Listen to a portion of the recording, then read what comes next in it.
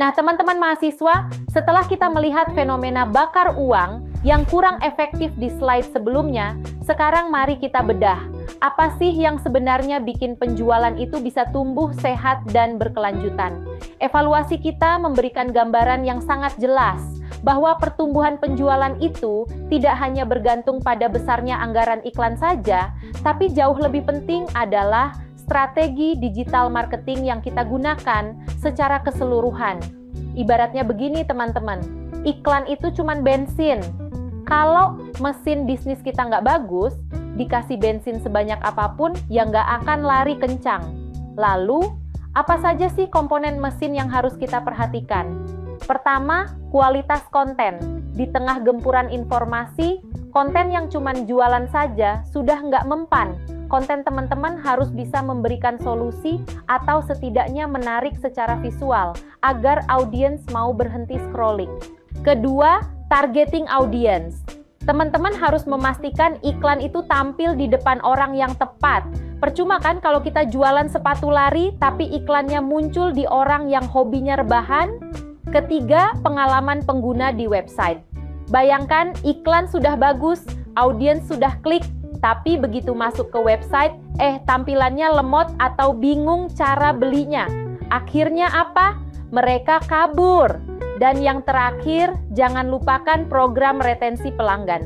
Mencari pembeli baru itu mahal, teman-teman. Jadi, maksimalkanlah pelanggan lama lewat diskon loyalitas atau email marketing. Ingat ya, bisnis yang sukses itu bukan yang cuman jago narik orang buat datang, tapi yang jago bikin orang mau datang lagi dan lagi.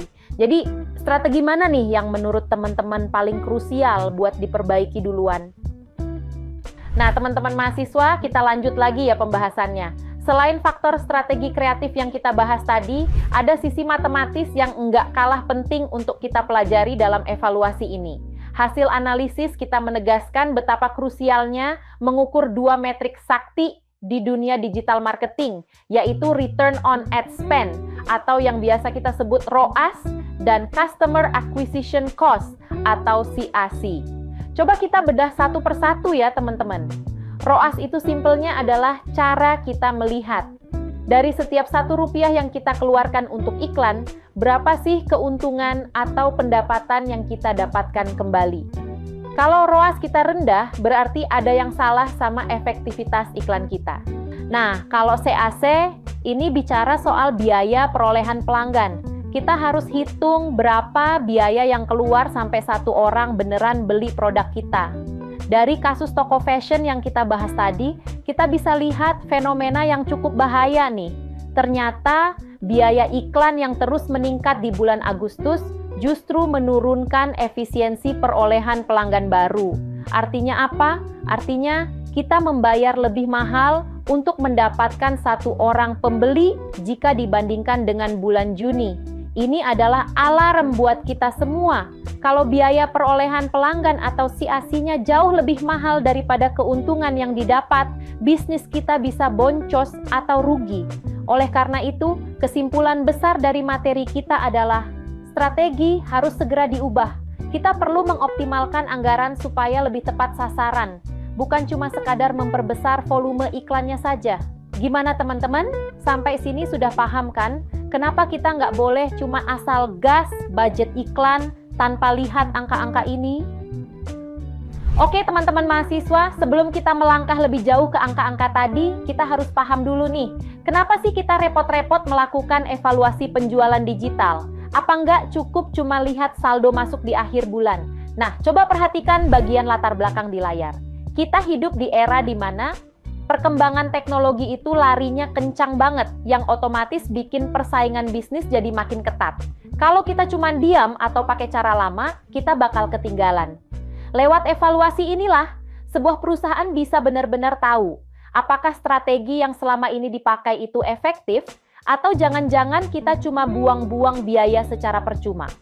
Evaluasi ini adalah benteng kita, supaya nggak terjadi pemborosan, dan memastikan target penjualan kita benar-benar tercapai, bukan cuma sekadar harapan kosong. Lalu, apa sih tujuan utamanya? Sederhananya, kita mau mengukur efektivitas.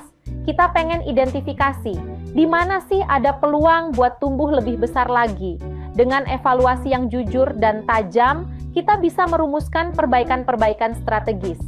Jadi, keputusan yang diambil ke depannya bukan berdasarkan perasaan atau feeling semata, tapi berdasarkan data yang valid, agar penjualan kita jauh lebih optimal di masa mendatang. Ingat ya teman-teman, di dunia digital, data adalah kompas kita. Tanpa evaluasi, kita itu seperti nahoda kapal yang berlayar di tengah badai tanpa alat navigasi. Seram banget kan? Makanya, yuk kita pahami betul esensi dari proses evaluasi ini. Nah, teman-teman mahasiswa, setelah kita paham latar belakangnya, sekarang kita masuk ke bagian yang lebih teknis tapi sangat seru, yaitu indikator kinerja penjualan digital. Bayangkan indikator ini sebagai panel instrumen di mobil. Kalau kita nggak perhatikan, kita nggak akan tahu apakah mobil kita sehat atau malah mau mogok. Indikator kinerja ini sebenarnya bisa kita lihat dari berbagai aspek, tapi hari ini kita akan fokus pada dua hal utama yang jadi napas sebuah bisnis, yaitu revenue dan sales growth. Kenapa dua hal ini penting?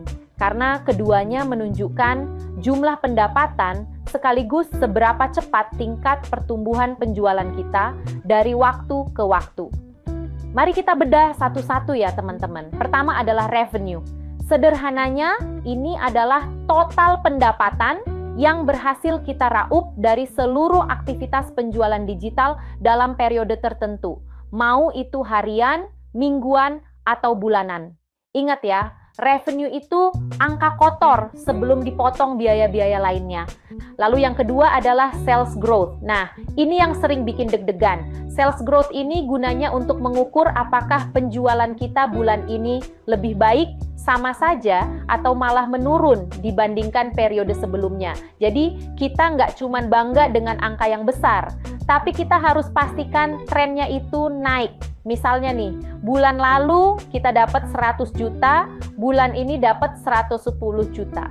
Berarti ada pertumbuhan 10%. Tapi kalau bulan depannya turun jadi 90 juta, nah disitulah fungsi indikator ini bekerja. Dia memberitahu kita bahwa ada sesuatu yang harus segera diperbaiki.